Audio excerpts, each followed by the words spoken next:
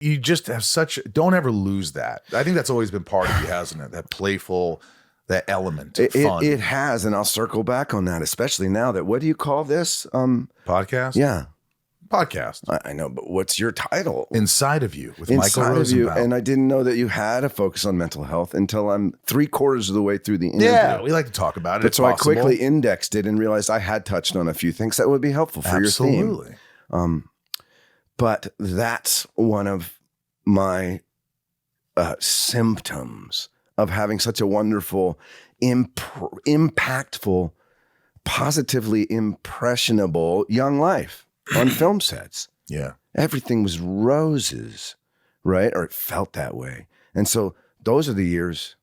Of course, I'm flashing on the real traumas and who I lost in those years and all those things. But what left the deepest impression was So that's why I kind of spin like that. Yeah. Oh, you were saying so youthful. That, you know how a bad trauma will stop you at that age? My good traumas like stopped me in some ways at that age. So that's why I'm so like kid-like and kind of off-putting. You know what? The opposite for me is that I didn't, for whatever, many reasons, but didn't get all those things you're supposed to have as a kid.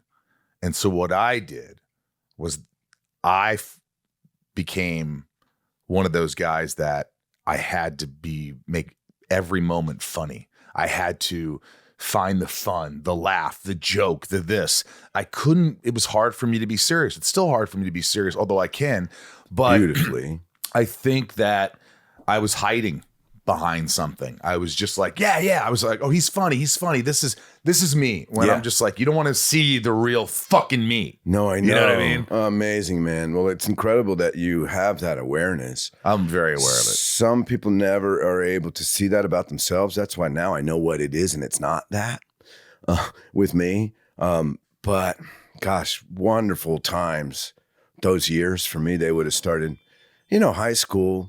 By college, I'd run into world-class funny people. Yeah. By the junior year in college, I'm in the Improv show, where that show's having its 50th anniversary this year. Wow. It's called the Meow Show. It's been running forever, and it coughed up a lot of people from it. Julie Dreyfus is one of them, Anna Gasteyer, maybe Kristen Hahn. Wow. What's his name? Geniuses. A lot of guys, Seth Meyers and his brother, were all in the Improv show. So especially 80s Improv. In Chicago, I was at Northwestern, so that Second City vibe and all of that was so vibrant and vital that we literally trained ourselves to be like that. Just chugging out comedy bits, quips, anything you can think of, and then ingrained in me. And then that's part of why it led to this person, led to that age, and led to that videotape, led to that age. And coming out of that show, to be honest, it has some lineage to why I'm even here. So I brought that in when I started in Hollywood. And then right away I'm playing drama kids. You know what I mean? So I had to really contain all of that. I know exactly how you to feel. Be Lex like, Luthor, me? That's what I mean. Come on. Who would have fucking thought it? And no one. But you did, Michael. You did. Because what you did every time you just completely never turned it off and kept being funny the whole freaking party. So you were training yourself to use your imagination. You were actually cycling your brain in a way that if you don't do that, you can't do this. So that's just exactly what I was about to say. And now we're both far on the far side of it, where I was way too funny, ironically, but maybe because of that, I wasn't being used in comedies. Maybe that's even why I wasn't getting those parts and I was getting the other ones.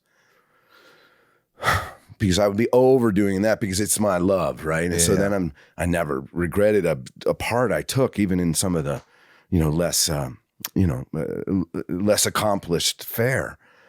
But I definitely felt like, why is he? I was like in the Improv. I was like the guy that did the thing, right? And that's what's funny. That they say a lot of the great comedians and the funny guys can be are a lot of times the great actors or the good actors. So I Especially- hope that has something to do with it, because I was like, how am I getting these opportunities? How am I playing serious? And But anyway. especially after you've gone through that cycle of using all of that to the extreme, so that you've developed that ability right to then and confidence, play right? Lex Luthor Yeah. and play him straight, because you know it's none of that. Well, he wasn't gay.